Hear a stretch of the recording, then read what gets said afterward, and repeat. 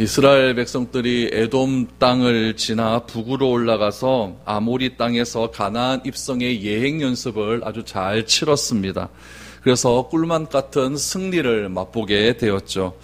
아모리 땅을 비껴서 가려고 했지만 아모리 왕 시온과 바산 왕 옥이 막아섰을 때에 하나님께서는 그들을 두려워하지 말라라고 격려하시면서 그들을 이스라엘 손에 붙였다라고 말씀을 해 주셨습니다.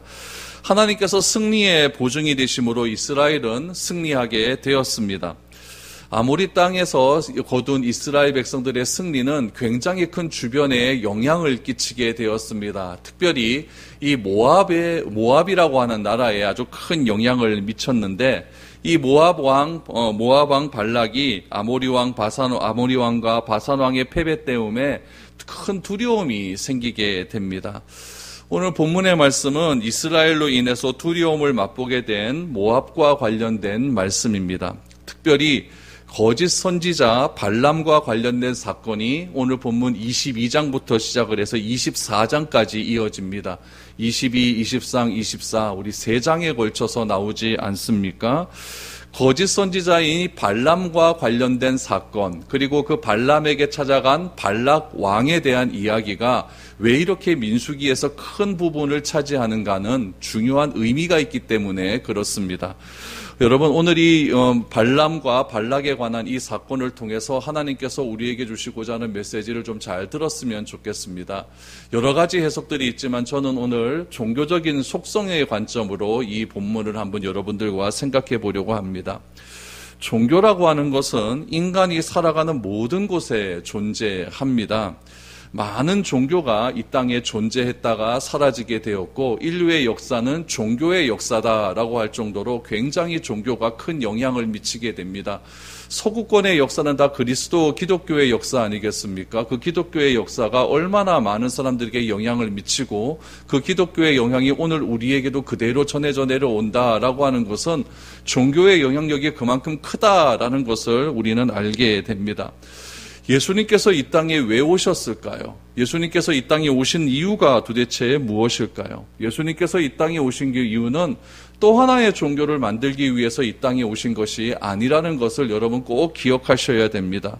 이 땅의 종교가 너무나 유치하기 때문에, 이 땅의 종교가 너무나 좀 이상하기 때문에 좀 더 고급스럽고 좀 더 낭만스러운 종교를 만들기 위해서 예수님께서 이 땅에 오셨다라고 생각하면 큰 오산입니다.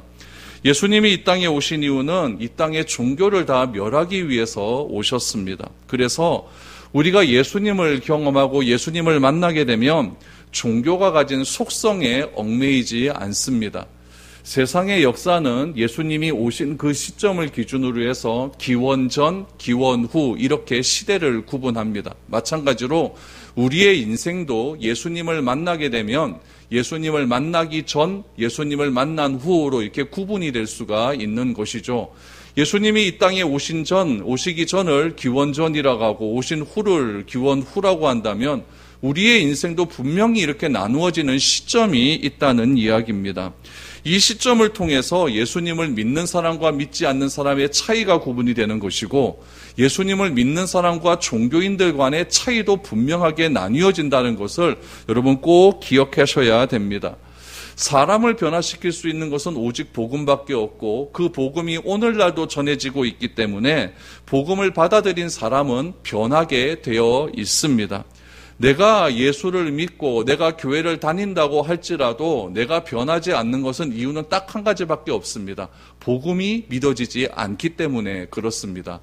복음이 내 안에 들어오고 복음의 능력이 나타난다면 나는 반드시 변화가 되게 되어 있는 것이죠. 그러므로 우리가 예수님이 이 땅에 오신 본질적인 이유를 놓치게 된다면 교회를 다니는 사람이나 불교에 귀의한 사람이나 이슬람을 믿는 사람이나 차이점은 하나도 없게 되는 것입니다. 똑같은 종교로서, 종교인으로서 그렇게 삶을 살아갈 수밖에 없다는 이야기죠. 오늘날 얼마나 많은 진리가 이 세상에 있습니까? 자기가 말하는 것이 다 진리라고 주장을 하고 있고, 자기가 믿는 종교에서 말하는 것이 다 진리라고 주장을 하고 있고, 진영에서 주장하는 모든 것들이 다 진리라고 주장하는 그런 시대에 참된 진리는 과연 어디에 있을까요?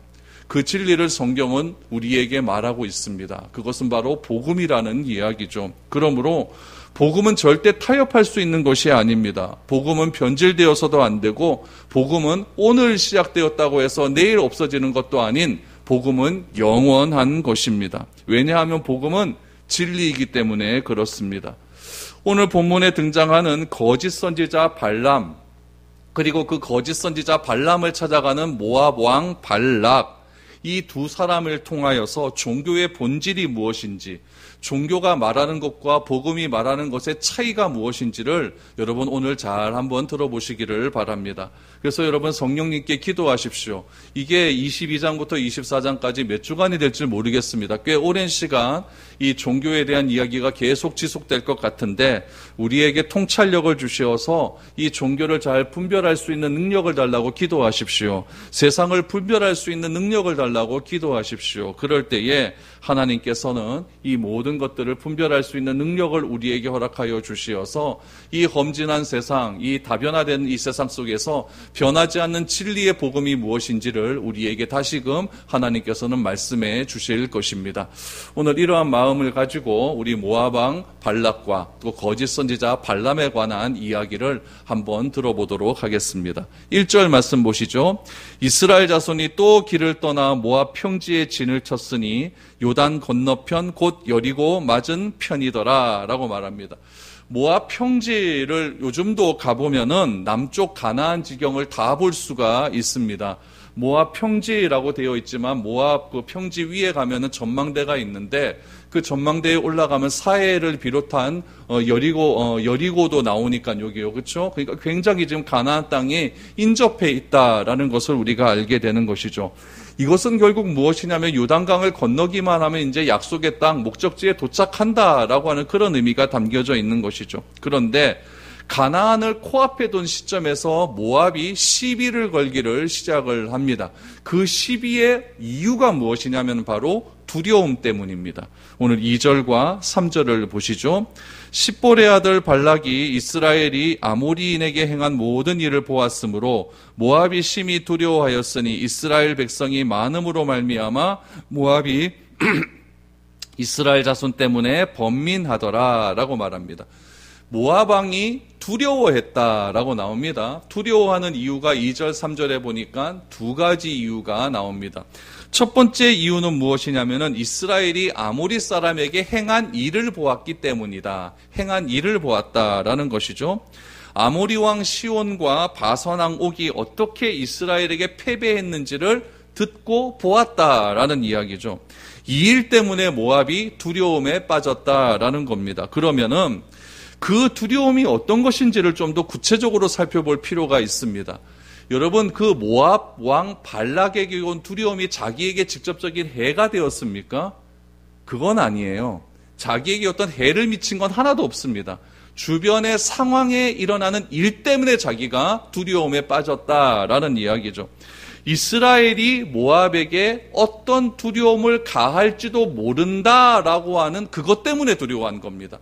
이스라엘은 모압과 싸울 생각이 하나도 없거든요. 그냥 모압이 길만 내주면은 우리는 그 길을 통과해서 요단강 건너 가나안 땅으로 가겠다라고 하는 건데, 가만히 보니까 이스라엘이 아모리 사람과 아모리 사람의 그런 모든 일들을 보았기 때문에 그렇게 행한 사람들이 우리에게도 행할 수 있다라고 하는 일어나지도 않는 일에 대한 두려움이 그들에게 오기 시작한 것입니다. 이스라엘은 모압과 싸우고 싶지 않았거든요. 그렇기 때문에 일어나지도 않는 일에 대한 두려움이 이 모압 왕 발락으로 하여금 굉장히 심란하게 만들었다라는 것이죠. 우리도 그렇지 않습니까? 우리도 다른 사람이 망하는 것 보면 두렵습니다. 나도 망하면 어떡하나 두렵지 않습니까? 안 되는 것 보면 또 두려울 수도 있습니다. 그렇게 되면 근거 없는 두려움이 내 안에서 시작되고 번민이 시작되고 혐오감이 시작이 될 수 있는 겁니다. 발락 왕이 가지고 있는 두려움이다라고 하는 이 심리 상태를 여러분 잘 보셔야 됩니다. 요즘 세상을 가만히 보시면 상상하기도 어려운 일들이 너무나 많이 일어나고 있지 않습니까? 길거리 가다가 그냥 자기 기분 나쁘다고 칼로 사람 막 찔러 죽입니다. 학교에서 어떤 요번에 뉴스 보니까 변 묻은 기저귀를 선생님 얼굴에다 집어 던져갖고 선생님이 난리가 나지 않았습니까? 운전을 하는데 차선 변경 자기에게 양보해 주지 않았다고 고속도로에다 차를 세워놓고 뒤에다가 차 사고 나는 그런 영상들을 여러분 보지 않습니까? 이런 것들을, 이런 사건들을 보면 여러분 어떤 느낌을 들습니까? 아, 나도 당할 수 있겠구나. 내 자녀들이 다니는 학교에도 이런 일들이 일어날 수 있겠구나. 나도 운전하다가 잘못하면은 이런 우사를 당할 수 있겠구나. 이런 일들이, 이런 두려움이 우리에게 임할 수 있다라는 이야기죠. 결국 밖에서 일어나는 그런 일들이 내 심리 속에서 무슨 감정? 두려움이라고 하는 감정으로 나타날 수 있다라는 이야기죠. 그런 의미에서 이 발락 왕이 가지고 있는 두려움을 우리는 충분히 이해할 수가 있는 겁니다. 옆에 나라가 완전히 망해버렸어요. 망하니까 나도, 우리나라도 망할 수 있겠다라고 하는 그런 두려움이 강하게 밀려왔다라는 이야기죠. 두 번째로 발락 왕이 가질 수 있는 두려움은 무엇이냐면은 이스라엘의 숫자 때문에 두려웠습니다. 여러분, 이스라엘이 모압을 침략하지도 않았고 둘러서 가겠다고 했음에도 불구하고 모압은 두려워합니다. 이유는 숫자 때문이다. 성경에 보니까 이스라엘이 많다라고 하는 표현을 사용하고 있습니다. 이거는 여러분 우리가 살아가는 시대에도 똑같습니다. 우리가 살아가는 시대는 많고 거대하고 높은 것을 소유하면은 힘이 생깁니다. 여러분 항상 자기보다 지위가 높은 사람은 높은 곳에 올라가 있습니다. 절대 낮은 곳에 있지 않습니다. 왜 그러냐면은 높은 곳에 올라가기 위해서는 에너지가 필요합니다. 내가 높은 곳에 올라가기 위해서는 공부도 열심히 해야 되고 사회에서 요구하는 여러 가지 것들이 많기 때문에 에너지가 필요하지만 떨어지는 데는 에너지가 필요 없는 거예요. 그냥 떨어지면 그만인 거죠. 그래서 요즘의 사람들은 높은 곳을 올라가기 위해서 더 많은 것들을 소유하기 위해서 그렇게 자기의 모든 에너지를 거기에다 투자를 하고 있는 것이죠. 그 힘 때문에, 그 많은 것 때문에 주변의 사람들이 뭘 느끼느냐? 두려움을 느끼게 되는 것이죠. 여러분 숫자가 가지는 힘은 어마어마합니다. 이스라엘이 모압에게 뭐 하나 한 것도 없습니다. 아무것도 한 것도 없죠. 그냥 지나가고 있죠. 아무런 행동도 취하지 않았지만 모압은 이스라엘의 숫자가 보이는 곳입니다. 숫자가 200만 명 이상의 사람입니다. 여러분 얼마나 많은 숫자입니까? 오늘 본문에 보면 지면에 가득하더라. 숫자가 대단했다는 것을 볼 수가 있는 것이죠. 그 숫자에 압도당했고 그 숫자로 인한 두려움을 느끼게 되는 것입니다. 그러나 중요한 것은 많고 적다라고 하는 것은 하나님의 관점이 아니라는 거예요. 많고 적다라는 것은 우리 인간의 관점입니다. 내가 보기에 많고 내가 보기에 적은 것이지 내가 보기에 많은 것은 힘이 강하고 내가 보기에 적은 것은 힘이 약한 것이지 하나님은 그 많고 적음을 가지고 옳다 그르다 말씀하신 적 한 번도 없고 하나님은 많고 적음을 가지고 그것이 맞다 그르다 선악이다라고 말한 것도 한 번도 없다는 이야기죠. 하나님은 우리를 바라볼 때에도 많고 적음으로 우리를 판단하고 결론 내리신 적도 한 번도 없습니다. 그러므로 여러분 우리가 기억해야 될 것은 무엇이냐면 많은 것 때문에 두려워하지 말라는 겁니다. 많은 것 때문에 무서워하지 말라는 거죠. 그 많은 것 때문에 나보다 더 많은 사람들을 보고 자격지심 때문에 이 세상을 살지 못하는 사람들이 얼마나 많이 있는지 모릅니다.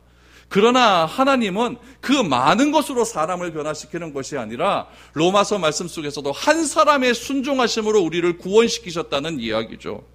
인류는 점점 많아짐으로 더 타락합니다. 인류가 점점 인구의 수가 많아지니까 더 타락하는 일들이 더 많아지는 것 아니겠습니까? 그러므로 한 사람의 변화가 교회를 변화시키는 것이지 우리를 많은 사람이 많기 때문에 변화되는 것은 절대 아니라는 이야기죠. 발락의 마음 가운데 이스라엘을 향한 그 두려움은 바로 이 많음으로 인하여서 자기 눈에 보기에 많음으로 인하여서 두려움이 생기기 시작했다라는 것이 성경의 이야기고 그 두려움 때문에 그게 나타난 결과는 무엇이냐? 번민했다라고 말을 하고 있습니다. 번민이라는 것이 여러분 혐오감입니다. 혐오감. 싫어하면 두려워지게 되는 것이고 두려워하면 혐오감에 사로잡히게 됩니다. 너무 싫어하고 분노하고 두려운 것은 다 똑같은 감정에서 나오는 거예요. 싫다라고 하는 불씨가 딱 튀어지면서 어떤 불길로 퍼지느냐? 분노와 두려움과 혐오라고 하는 그런 불길로 막 퍼져나가기 시작을 하는 것이죠. 그러니까 발락이 두려움 가운데 아무것도 하지 못하는 완전히 멘붕 상태에 빠져버리게 되니까 아무것도 하지 못하는 거죠. 이 두려움에서 나를 어떻게 해결할 수 있을까? 여기에 사로잡혀서 정치고 백성이고 민생이고 아무것도 돌보지 못하는 그런 상태에 빠져버리게 된 것입니다. 그래서 그가 한 일이 무엇일까요? 미디안의 장로를 부릅니다. 정말 웃기지 않습니까? 자기 민족의 어려움이 잡혔다고 한다면 민족의 지도자를 불러야 되지. 왜 이방 민족의 지도자를 부르냐? 이것도 웃긴 거예요. 그 이유가 나오죠. 그 이유가 4절에 나옵니다. 4절을 보시죠.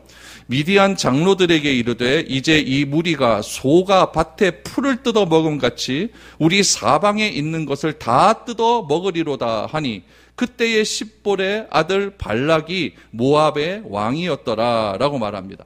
발락의 두려워하는 진짜 속의 이야기가 오늘 본문의 4절에서 드디어 나옵니다. 그건 무엇입니까? 소가 밭에 풀을 뜯어먹는 것 같이 우리 사방에 있는 것을 이스라엘이 다 뜯어먹을 수도 있다라고 하는 두려움입니다. 요즘 말로 하면 뭐합니까? 내 재산 없어질까 봐 두려운 겁니다. 내가 소유하고 있는 것이 다 사라질까 봐 두려운 것이죠. 그래서 그 두려움을 해결하기 위해 누구를 불러요? 미디안 장로를 불러요. 여러분, 미디안 족속은 아브라함의 후손입니다. 아브라함이 사라가 죽고 난 다음에 새 장가를 가거든요. 장가를 꽤 많이 갔어요. 아내를 3번을 얻었는데 그 셋째 여자가 그둘라라고 하는 여자입니다. 그 그둘라라고 하는 여자에서 6명의 아들을 낳았어요. 이상 놓기는 그렇게 힘든데 아들을 잘 낳죠. 그 6명의 아들 중에 미디안이라고 하는 아들이 있습니다. 그 미디안이 장성해서 또 6명의 아들을 낳았어요. 그래서 그것이 미디안 족속의 원조가 되는 것이죠. 그러니까 미디안은 아브라함의 피를 가지고 있는 거예요. 근데 이 보통 족속들을 보면은 한 지역에 뭉쳐서 살거든요. 에서도 가만히 보면은 저쪽으로 가서 동쪽으로 가서 한 곳에서 머물러서 거기서 지역을 민족을 이루지 않습니까? 근데 미디안 얘네들은 한 지역에 정착하지를 못합니다. 막 흩어지기를 시작을 해요. 그래서 다른 민족에 끼어서 사는 그런 민족이었다는 이야기죠. 그런 민족이 지금 모압 민족 가운데 있는 겁니다. 모압 민족 가운데 미디안의 장로들이 있었는데 그 장로들이 무엇인가가 있기 때문에 이 발락이 미디안의 장로를 부른 것 아니겠습니까?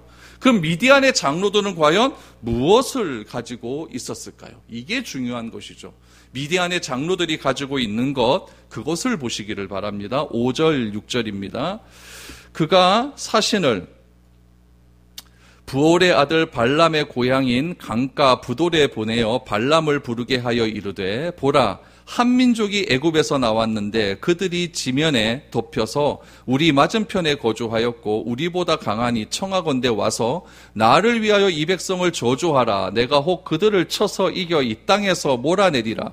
그대가 복을 비는 자는 복을 받고 저주하는 자는 저주를 받을 줄을 내가 알미니라 라고 말을 합니다. 미디안의 장로가 발락 왕이 내가 이 두려움을 어떻게 해결하겠습니까? 라고 물어보았을 때 해결하는 방법은 무엇이냐면은 무당을 하나 소개시켜 줍니다. 그 무당이 어디에 있었느냐? 강가에 있었다라고 말을 하면서 그 강가의 주변에 부돌이라고 하는 지역에 발람이라고 하는 사람이 있다라고 말합니다. 여기서 말하는 강가는 메소포타미아 문명이 있는 여러분 티그리스 유브라데스 강 유역에 있는 그 강입니다. 그러면 여러분 모압에서 그쪽까지 메소포타미아 문명까지 가는 거리가 직선으로 600km입니다. 꽤 먼 거리예요. 그런데 지금 미디안의 장로들이 어디에 있었냐면은 모압 지방에 있거든요. 600km 떨어진 곳의 무당에 관한 이야기가 600km 떨어진 곳 모압까지 소문이 퍼진 거예요.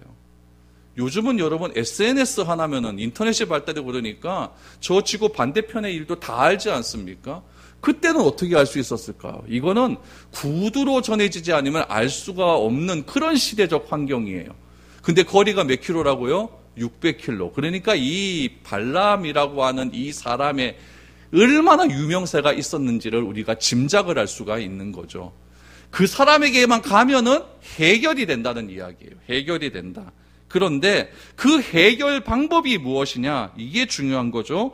6절 말씀을 보니까 하반절에 그대가 복을 비는 자는 복을 받고 저주하는 자는 저주를 받을 줄을 내가 알미니라 라고 말해요. 이게 중요한 겁니다. 여러분, 이 말 한마디가 종교의 속성을 이야기하고 있는 거예요. 종교의 가장 큰 속성 중에 하나는 무엇이냐면은 신과 인간을 이어주는 영매자가 필요한 겁니다. 영매자가 필요를 해요. 그래서 우리 인간이 직접적으로 신에게 다가가질 못하니까 신과 사람 사이에 무엇인가 중재할 수 있는 사람이 필요하거든요. 그 사람을 영매자라고 이야기를 합니다. 고대 근동지방의 어떤 종교의 의식들을 대부분 보면 우리들이 알고 있는 종교의 대부분의 관점에 보면 중간에 항상 영매자가 있습니다. 그 사람이 하는 일은 무엇이냐? 나를 대신해서 복을 빌어줍니다. 또 하나, 나를 대신해서 저주를 막아줍니다. 그래서 여러분, 요즘도 보면 복채 들고 무당에게 가지 않습니까? 신년에 무당에게 가서 내가 올 한 해 좀 복 받고 살고 싶은데 안 돼. 복 받으려면 어떻게 해야 됩니까? 라고 하니까 이상한 거 멀거이 글 하나 적어주면서 이쪽으로 가면 안 돼! 라고 하면 저주를 막아주는 그런 일들을 하지 않습니까? 이런 것들이 다 종교의 속성이에요. 그럼 종교가 왜 탄생했을까? 이유는 딱 하나예요. 내가 무엇인가를 못하니까 종교가 생기는 거예요. 내가 다 할 수 있다면, 내가 부탁할 일이 없다라고 생각을 하면 종교가 있을 필요가 없는 것이죠. 그런데 내 힘으로는 안 되니까 종교가 생겨나는 거예요. 여러분, 가나안 땅에도 종교가 있어요. 무엇이냐면은 바알과 아세라고 하는 종교죠. 그 종교가 왜 생겼을까요? 먹고 사는 데 있어서 비가 중요하고 또한 풍년에 대해서 수확하는 것들이 중요한데 이것이 내 힘으로 안 될 것 같으니까 내가 바라는 것을 이루기 위해서 내가 스스로 만들어 놓는 것이 그 신 아닙니까? 그럼 그 신의 전문가가 나와요. 그 신의 전문가가 나와서 그 종교에서 계급을 만들어 보냅니다. 그래서 신은 제일 위에 올라가죠. 그 다음에 그 종교를 따르는 사람 제일 밑에 내려가서 그 신전에게 절을 하지 않습니까? 이것이 무엇이면 종교의 계급을 만들어서 종교의 권위를 굉장히 강하게 두어서 사람들로 하여금 종교에 꼼짝을 못하도록 만들어 버리는 것이 종교의 속성이라는 이야기죠. 오늘날은 어떻습니까? 오늘날은 종교의 권위가 굉장히 약해져 가요. 비종교적으로 현대인이 바뀌어 가고 있어요. 왜 그럴까요?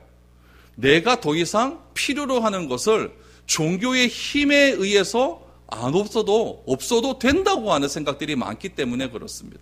내가 필요로 하는 것을 꼭 산당에 가서, 산에 가서 그렇게 절하지 않아도 내가 필요로 하는 것을 얻을 수 있다라고 생각하기 때문에 그렇습니다. 그것이 무엇일까요? 과학입니다. 과학기술이 점점 발달되니까 특별히 저렇게 비과학적인 종교한테 가가지고 그렇게 우리가 특별히 빌 필요가 있겠느냐 이런 생각이 드는 거죠. 또 하나는 사람입니다. 내가 무엇인가 필요하면은 종교를 찾아가는 것이 아니라 그 나의 필요를 채워줄 수 있는 사람에게 줄을 대는 거죠. 그러니까 현대의 사회에서는 자꾸 비종교적으로 변해져 가고 그러니까 무속신앙들이 자꾸 없어지지 않습니까? 그런데 영향을 받아서 교회라고 하는 집단도 자꾸 윤리적으로 문제를 일으켜버리니까 자꾸 빠져나가죠. 불교도 그렇죠. 요즘 종교가 좀 제대로 되는 데가 어디 있습니까? 다 잘못되고 있지 않습니까? 그러므로 요즘 현대사회에서는요, 눈에 보이는 것으로 충분하다라고 하는 생각이 굉장히 많아지고 있는 그런 시대를 살아가고 있어요. 눈에 보이지 않는 종교를 떠나는 사람이 점점 많아진다고 할지라도 이제 세상은요, 눈에 보이는 과학과 증명될 수 있는 과학적인 어떤 그런 바탕이 되는 것들 또 사람을 우상을 만들어서 더 많은 것들을 종교보다 더 얻을 수 있다라고 그렇게 생각을 하고 있는 것이죠. 지금 이 시대는요, BC 1500년경입니다. 굉장히 오래돼 지금부터 한 3500년 전의 일이에요. 그때는 지금에 비해서 과학이 굉장히 덜 발달했을 거고 무속적인 신앙들이 굉장히 많이 이루어지는 그런 시대적 배경이었을 겁니다. 지금 미디안 장로들이 소문을 듣는 거예요. 600km 떨어진 그곳에서 아주 명엄한 사람이 있는데 그 사람에게 가면 복과 저주를 빌어줄 수 있다 라고 하는 그런 소문을 듣는 것이죠. 그래서 그에게 가서 복을 빌고 그에게서 우리 모압 왕에게 임하는 그 저주를 막아달라고 하면은 이런 두려움에서 해결될 수 있다라고 하는 말을 전해 드는 겁니다. 그럼 여러분, 어떤 신과 사람 사이에 영매자가 있다고 하는데 그 영매자가 구약시대에는 누구였습니까? 모세라는 사람이 있지 않습니까? 그럼 모세는 발람하고 어떻게 차이가 있을까요? 모세도 하나님과 백성들 사이에 중보자로서 있었습니다. 그래서 사람들 사이에서 삶과 죽음 사이에서 하나님을 향하여 막 부르짖기 시작하죠. 그런데 모세는 발람과 같은 종교인은 아니었습니다. 왜냐하면 모세는 자기의 생명과 복을 위해서 하나님께 빌지 않았습니다. 모세가 비는 그 기도의 대상은 누구였냐면은 이스라엘 백성들이었고, 이스라엘 백성들을 위하여서 나의 이름을 생명책에서 빼내도 좋겠다고 하는 그런 메시지까지 하나님 앞에 드렸던 사람이기 때문에 모세는 절대 종교인이 아니었다는 이야기죠. 모세는 어쩌면 자기의 생명을 던지는 행동을 한 사람이었습니다.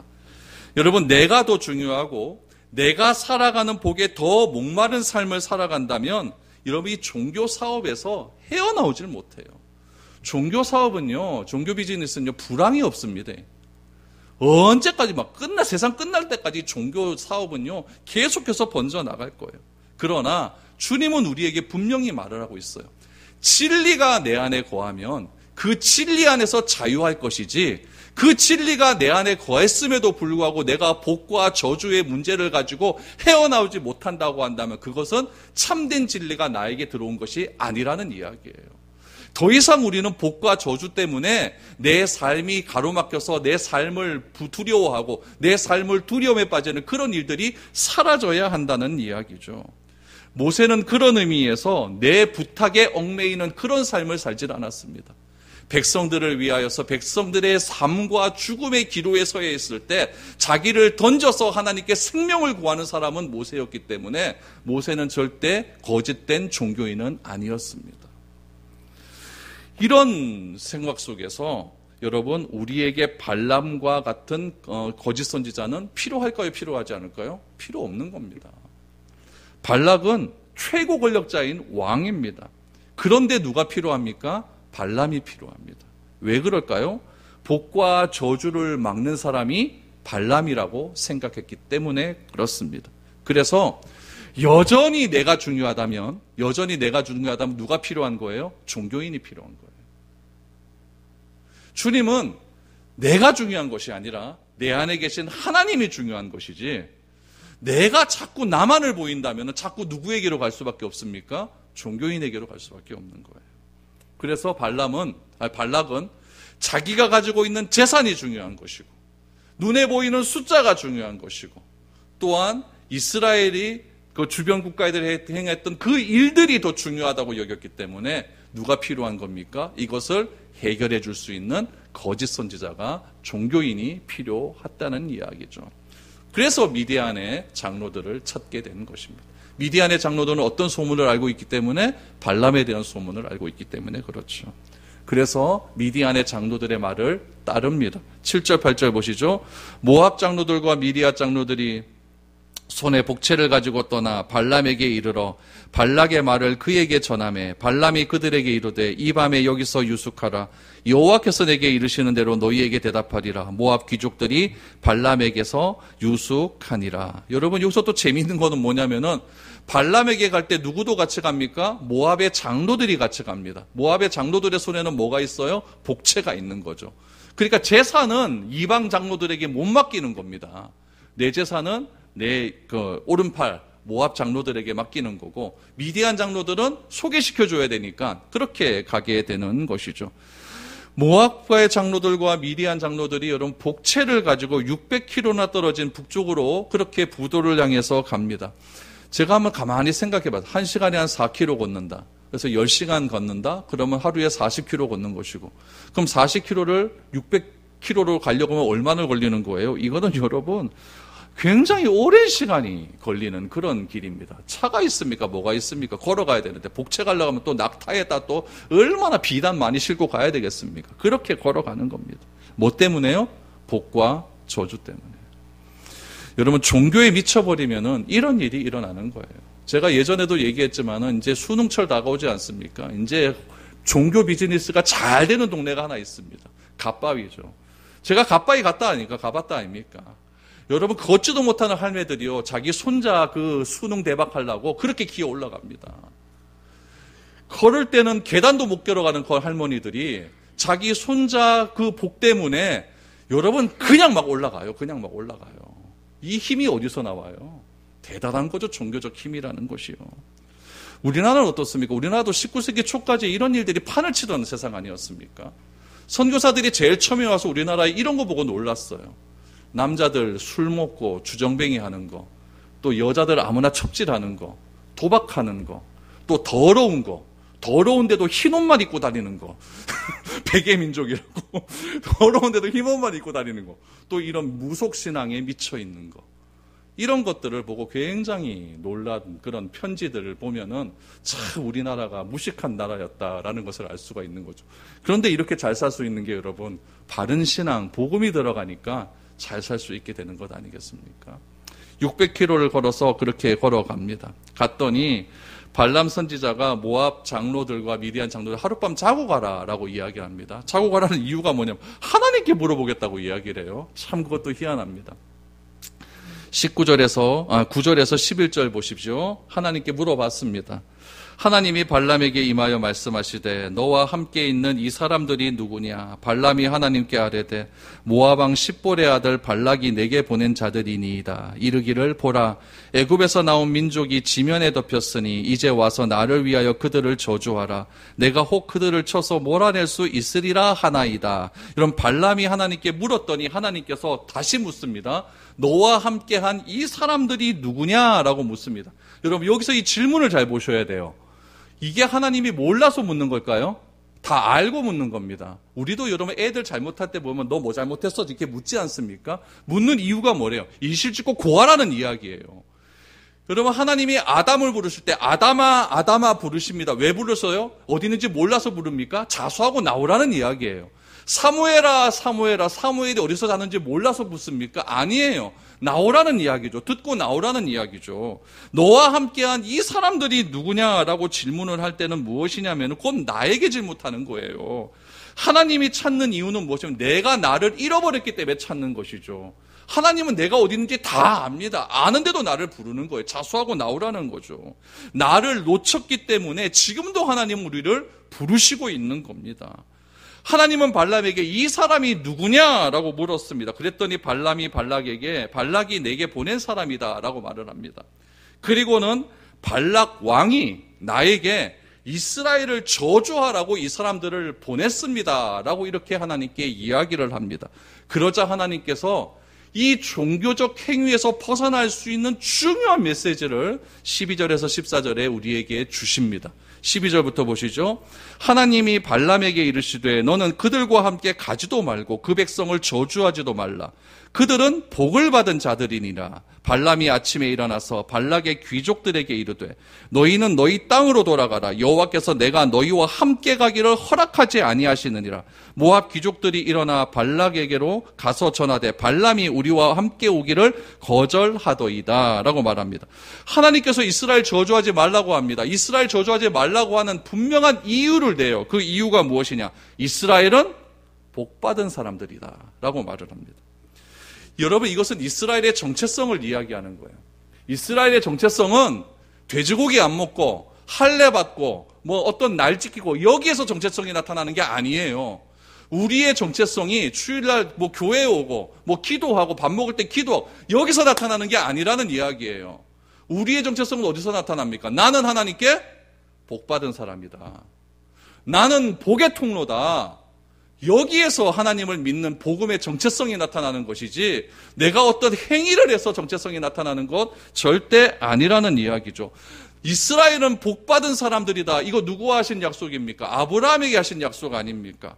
아브라함과 함께 하신 그 하나님의 약속을 다시금 거짓 선지자들에게 얘기하는 거예요. 이스라엘은 복받은 사람이다라고 하는 것은 이것은 곧 이스라엘 이꼴 복이라는 이야기예요. 마찬가지로 나도 복 아닙니까? 나도 복 아니에요. 그러므로 나는 복 받은 사람입니다. 복 받을 사람이 아니라 복 받은 사람입니다. 이미 받았어요. 내가 복을 받았다는 사실, 내가 복을 받았다는 사실이 믿어져야만 복과 저주에서 벗어날 수가 있습니다. 그래야 저주의 통로가 끊겨져요. 내가 복이기 때문에 누구도 나를 저주할 수가 없는 겁니다. 내가 복이 되면 하나님의 말씀을 지킬 수 있는 능력이 나타나는 것이지 내 힘으로 나타나는 게 아니라는 이야기예요.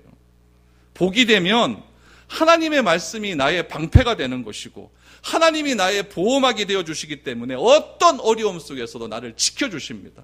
그래서 다윗은 사울의 그런 뒤쫓임 속에서도 주는 나의 방패시오, 주는 나의 산성이시오, 한 번도 하나님을 원망한 적이 없습니다. 왜 그렇습니까? 다윗 자신이 복받은 존재라는 것을 인정하고 있기 때문에 그렇습니다. 우리는 어떻습니까? 조금만 어려움 와도 막 뒤틀리고 흔들려요. 왜 그래요? 정체성이 흔들리기 때문에 그래요. 나는 복받은 자손이다, 나는 복의 사람이다, 내가 곧 복이다, 이거에 대한 믿음이 흔들려버리면 조그만 환경의 어려움에도 다 넘어집니다. 다 넘어져요. 여러분, 저주는요, 방패이신 하나님의 말씀이 뚫려서 나에게 오는 거예요. 시험이 그렇게 온다는 이야기예요. 나의 약점을 통해서 그 시험은 항상 나를 공격하게 되어 있습니다. 우리는 그러나 저주받을 수 없는 존재이죠. 왜냐하면 하나님께서 예수님을 이 땅에 보내어 주심으로 십자가에서 못 박혀 죽으시게 하심으로 이런 모든 저주의 그늘에서 우리를 완전히 해방시켜 주셨습니다. 그래서 주님은 돌아가실 때 어떻게 돌아가셨느냐? 다 이루었다. 다 이루었다. 다 이루었다고 하나님이 말씀하셨는데 왜 자꾸 우리는 다 안 이루는 것처럼 그렇게 내가 뭘 해야 되는 것처럼 행동하냐 이거죠. 어떤 영적인 공격에서도 우리가 이길 수 있는 방법은 딱 하나밖에 없습니다. 나는 복이다. 이 정체성이에요. 이것이 예수 믿는 이유이고 이것이 예수님과 동행하는 삶입니다. 그런데 이것을 모르고 자꾸 세상이 종교를 만드는 거예요. 하나님을 믿는 유대인들도 유대교라고 하는 이상한 종교를 만들어서 자기들끼리 어떤 규칙을 만들어 놓고 그 규칙을 안 지키면 저주를 때려버리지 않습니까? 예수님은 그게 싫은 겁니다. 그 유대교를 다 멸하기 위해서 예수님은 이 땅에 오셔서 그렇게 하나님을 알고 그렇게 구원받는 것이 아니라 예수 그리스도의 보혈을 통해서 구원받을 수 있다라고 하는 사실, 새로운 사실을 그들에게 보여주신 겁니다. 그것을 신약에서는 뭐라고 얘기하느냐? 새 계명이라고 이야기합니다. 구약에서 유대인들이 얼마나 많은 율법을 만들어버렸습니까? 그 율법을 하나로 딱 통합을 해버립니다. 그것은 사랑이다. 그 사랑을 어떻게 실천하느냐? 하나님을 먼저 사랑해라. 그리고 하나님 사랑하는 것을 힘을 받아서 누구를 사랑하라고요? 이웃을 사랑해라. 이웃을 사랑해라. 그것이 하나님 사랑, 이웃 사랑 아니겠습니까? 무슨 수단으로 우리를 방어할 수가 있겠습니까? 보이지 않는 영적인 존재의 공격을 우리가 어떻게 방어할 수가 있겠습니까? 그러나 나보다 훨씬 크신 존재이신 하나님 뒤에 숨어 있으면 그 안에 있을 때 우리는 안전하게 되는 겁니다. 그래서 우리는 예수님 안에 있어야 됩니다. 그가 내 안에 거하고 나도 그 안에 거하며 무엇이든지 원하는 대로 구하라. 그러면 이루리라 라고 주님은 말씀해 주셨습니다.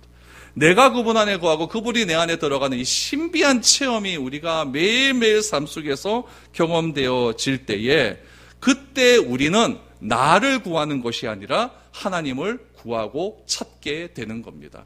구하고 찾게 될 때에 하나님은 우리에게 가장 좋은 것을 선물로 주십니다. 그게 누굽니까? 성령님을 주시는 거예요.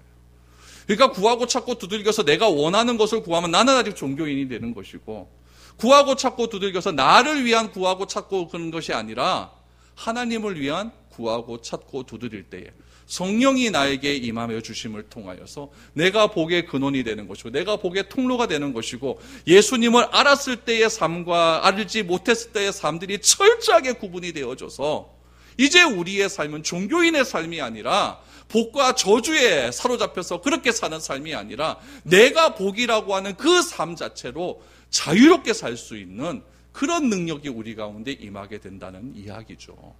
그래서 진리를 알지니 진리가 너희를 자유케 하는 것입니다.